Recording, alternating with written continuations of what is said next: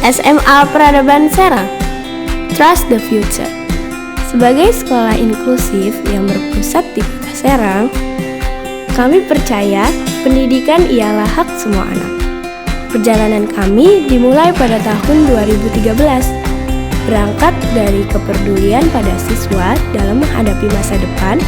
Kami memusatkan seluruh sumber daya untuk membantu siswa agar mampu menentukan pilihan berdasarkan nilai-nilai Islam, bekerja sama dengan teman, dan menemukan potensi dalam dirinya sebagai modal cita-cita karir di masa depan. SMA Peradaban Serang menjadi salah satu peserta program Sekolah Penggerak Angkatan 3 yang sedang bergerak untuk meningkatkan capaian hasil belajar siswa melalui peningkatan kompetisi guru, pembelajaran, dan media digital.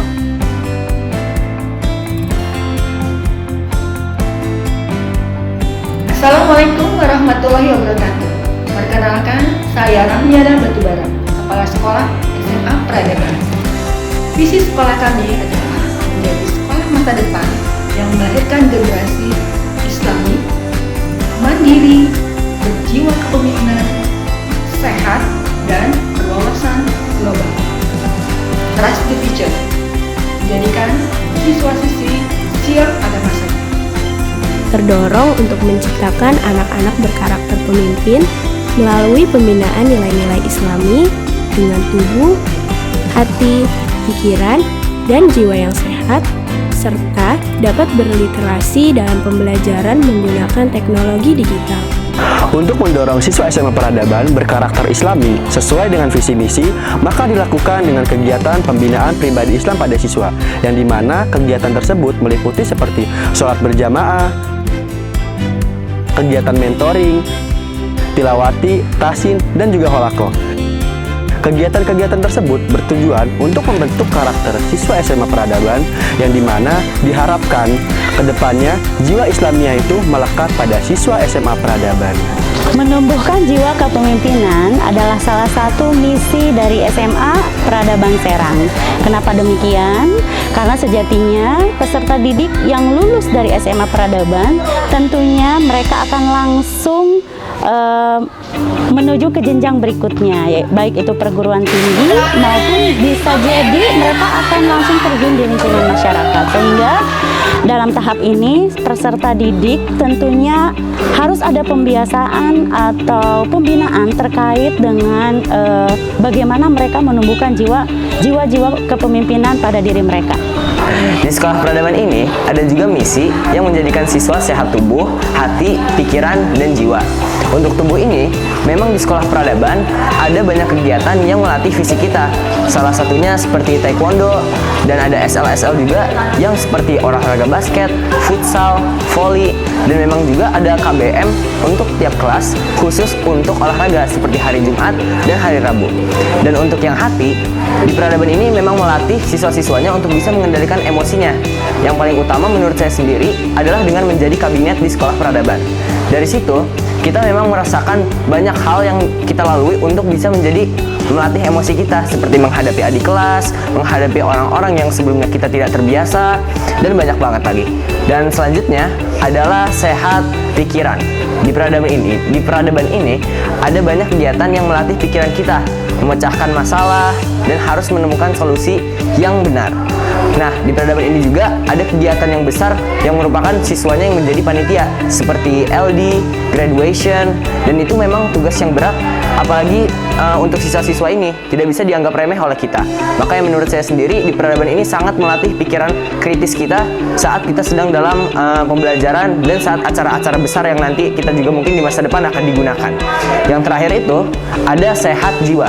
Di peradaban ini ada banyak kegiatan yang melatih atau mendekatkan kita dengan Allah Subhanahu wa Ta'ala, seperti kegiatan al-maksurat, puasa, dan setoran hafalan, dan itu dilakukan tiap malam dan tiap pagi. Jadi di Sekolah Peradaban itu kita dibiasakan untuk berliterasi dan didukung oleh misi Sekolah Peradaban yang keempat, yaitu membiasakan siswa berliterasi dalam pembelajaran menggunakan teknologi digital. Program ini itu ada beberapa program sekolah, kayak dari mading, terus ada pojok baca, terus membaca melingkar di kegiatan Morning Talk. Hai, selamat datang. Jadi di belakang saya ini itu ada pojok baca di kelas 11.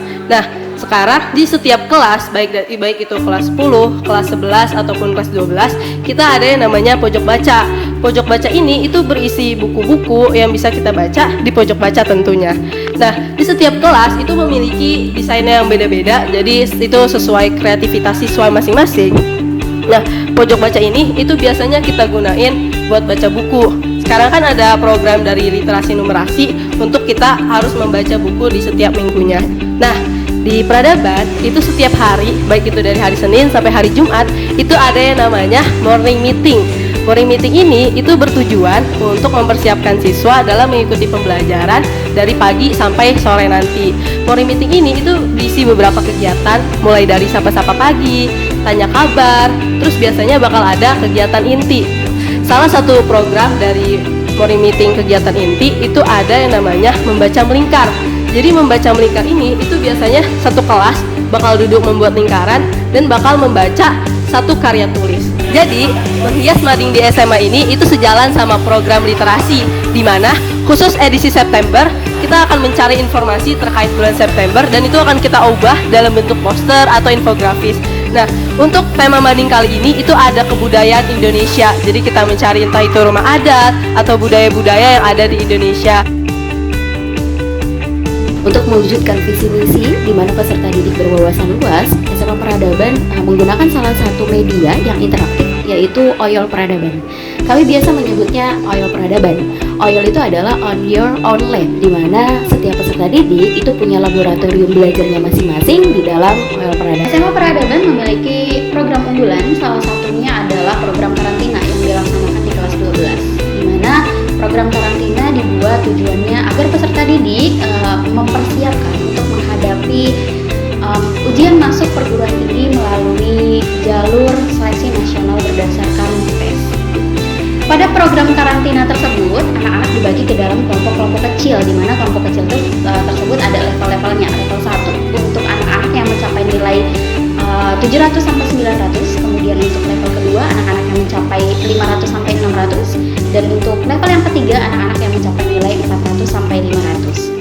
Setiap akhir pekan pada program karantina biasanya anak-anak melakukan evaluasi atau refleksi terhadap nilai-nilai yang sudah mereka lakukan di tryout eksternal atau tryout internal pada hari-hari sebelumnya. Biasanya evaluasi dilaksanakan pada akhir pekan di hari Jumat atau menjelang proses karantina itu selesai. Alhamdulillah SMA Peradaban sudah ada lulusan yang bisa masuk ke perguruan tinggi negeri terfavorit. Salah satunya adalah UI, kemudian ada IPB, ada Undip, ada Unbrau, ada UNJ, ada UM, ada Unsud, ada universitas-universitas yang lainnya yang tidak bisa kami sebutkan satu persatu. Kurang lebih angkatan 8 kemarin, alhamdulillah SMA Peradaban 85% lulusannya masuk ke dalam universitas atau perguruan tinggi baik negeri maupun swasta. Siapkan anakmu untuk masa depan karena mereka akan hidup di zaman yang berbeda. Bersama SMA Peradaban, kita ciptakan generasi penerus berkarakter pemimpin yang Islami.